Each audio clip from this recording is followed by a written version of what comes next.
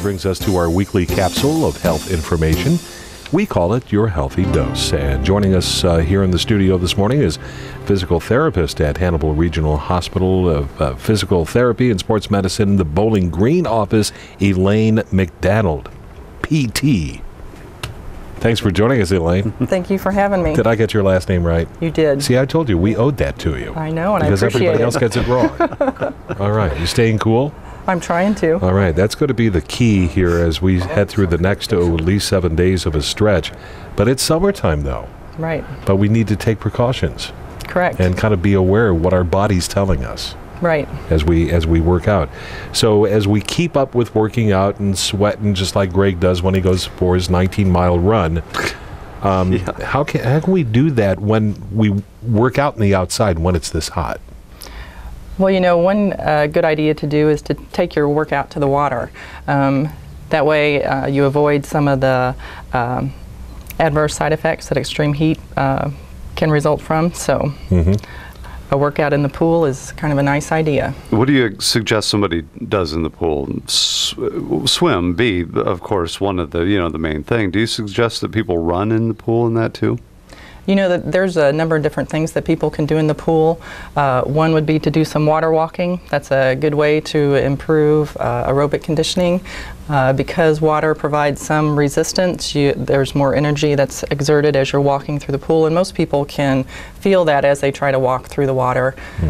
Other ideas are to do maybe a little bit of water pedaling. You can take a flotation device or a pool noodle out to the deeper end of the pool. And then you can pedal in the water as you would maybe with a bike on land. Same movements. To increase the intensity, you can increase the speed of movement or even use some arm exercises at the same time. Do you have to exercise for a longer period of time if you're exercising in water? Not really. I think a lot of people feel like they do because they don't have a lot of the same effects, especially sweat production. Because you're in the water, there's not as much sweat that is produced as you're working out in the water, and for a lot of people that's a big indicator of how hard they're working. But because water is more dense than air, you expend more energy, so you actually have a pretty good workout in the water. Sounds like a good idea. A good way to stay cool while you're exercising too. Exactly. Do you recommend that people do get out and exercise in the type of weather that we're looking at having Sunday through Thursday, the excessive heat? You know what, excessive heat brings with it a lot of precautions that people need to take. So I think if you're going to be out in that kind of weather, you need to drink a lot of water, obviously. But if you really think you need to work out, you might want to consider a pool workout, because that way, the cooling properties, again, will help you. But we still need to stay hydrated if we're working out in the pool. Right. You always want to drink your water. Yeah, because, even though you're in water or whatever, you still need to put water in through your body. Absolutely correct. And then if you need to relieve yourself, don't do it in the pool, go to the restroom, and then you can get back in the pool again. Right. Yeah, all right. So besides taking a flotation device or just walking around, like for example, Greg goes out for a run every so often. Now I'm kidding when I say 19 miles, that's just a number that sticks in my head. I haven't done that for a while. But if somebody goes out for, like, say for example, a 5-mile run at 5 o'clock in the morning, what would be the equivalent if we were in a pool working out? Would we have to work half as less because of the density of the water and everything? Is there a gauge? There's not really a gauge. It's really about the same. Okay. So you don't necessarily have to lengthen your workout just because you're going to the pool instead of going for your run. Okay.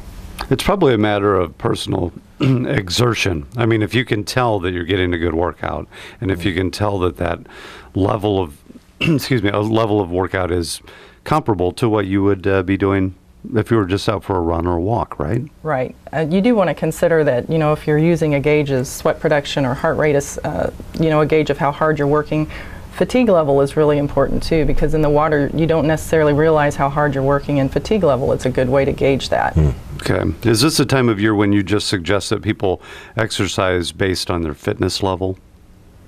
Yes, and for beginners, if they're just starting, they always want to consult their doctor. So that's a good point too. Yeah, and especially if they have some sort of pre-existing condition, they need to talk to their doctor before they start an exercise regimen. Absolutely. Especially when it's this hot, if we're doing something in the outdoors as far as a pool. Now, there's a number of indoor pools conveniently located here and there, but most of them are outside. So, again, you can get kind of overcome if you overdo it in the pool when it's this hot. Right. Because that pool water tends to warm up. Right. So if somebody likes to, somebody spends a lot of time in the pool and do this kind of workout, though, we need to take some frequent breaks, though, just like if we were working in the outdoors. You're absolutely right. So breaks are important. Is there a regimen that you recommend as far as taking frequent breaks, like every 25, 30 minutes or so? Usually every 30 minutes is a pretty good idea to kind of take a break, regroup, and see how you feel. Okay. As you take that bottled water and... That's right, or that bathroom break, that bathroom or whatever break, you need yes, to do. outside the pool. All right. Elaine, where can we get more information on these water workouts? Well, you can contact me at our Bowling Green office. That phone number is 573-324-6079.